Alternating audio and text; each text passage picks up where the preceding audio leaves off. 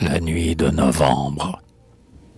Il faisait aussi clair qu'à 3 heures du soir, lorsque, las de fumer, de lire et de m'asseoir, emportant avec moi le rêve qui m'agite, j'abandonnai ma chambre et sortis de mon gîte. Et j'errai.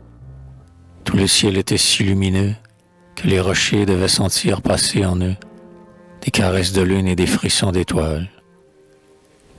La terrible araignée aussi funèbre toile semblait guetter encore le crépuscule gris, car les arbres du clos par l'automne amaigri montraient dans la clarté qui glaçait leur écorce maintes cimes chenues et maintes branches torses. C'était le jour sans bruit, le jour sans mouvement, comme en vécut jadis la belle au bois dormant, plutôt fait pour les morts que pour nous autres. L'ombre qui devenait l'aurore à l'heure où tout est sombre. L'air avait la moiteur exquise du rayon, et l'objet dessiné comme par un crayon prenait l'aspect diurne et fluait, long, énorme, accusait nettement sa couleur et sa forme.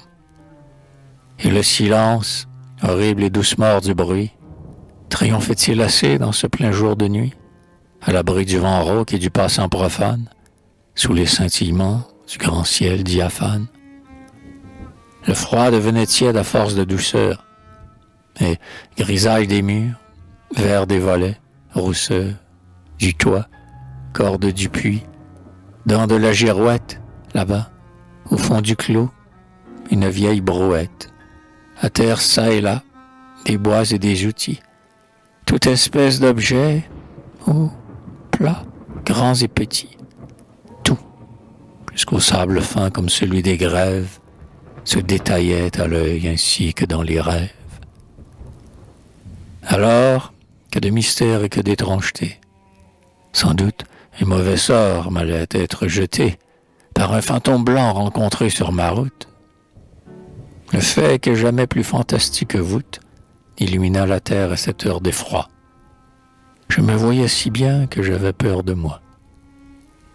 Minuit allait sonner dans une demi-heure, et toujours pas de vent, pas de source qui pleure, rien que l'affreux silence où je n'entendais plus que le bruit régulier de mes pas résolus. Car, au fond, savourant ma lente inquiétude, je voulais m'enfoncer dans une solitude effroyable, sans mur, sans hutte, sans chemin, vierge de tout regard et de tout pied humain. Et j'étais arrivé sur une immense roche quand je me rappelai que j'avais dans ma poche le bréviaire noir des amants de la mort, cette œuvre qui vous brûle autant qu'elle vous mord, que la tombée a dictée qui paraît écrite par la main de Satan, ma grande âme proscrite.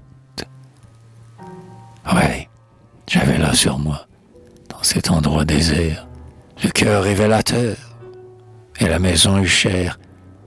Ligia, Bérénice et tant d'autres histoires qui font les jours peureux, les nuits évocatoires, et qu'on ne lit jamais sans frisson sur la peau.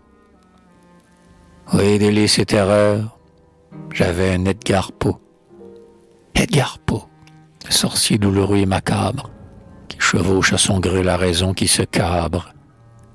Seul, tout seul, au milieu du silence inouï. Avais-je la pâleur d'un homme évanoui quand j'ouvris le recueil de sinistres nouvelles qui donnent le vertige aux plus mâles cervelles? Mes cheveux s'étaient-ils dressés à ce moment? Je ne sais. Mais mon cœur battait si fortement, ma respiration était si haletante que je les entendais tous les deux. Oh, l'attente du fantôme prévu pendant cette nuit-là. Et je lus à voix basse Hélène, Morella, le corbeau, le portrait ovale, Bérénice, et que si j'ai mal fait le Très-Haut me punisse. Je relus le démon de la perversité. Puis, lorsque j'eus fini, je vis à la clarté du ciel illuminé comme un plafond magique, debout sur une roche en revenant tragique, drapé dans le guenille horrible du tombeau, et dont la main sans chair soutenait un corbeau. Fou, je m'enfuis, criblé par les rayons stellaires. Et c'est depuis ce temps que j'ai peur des nuits claires.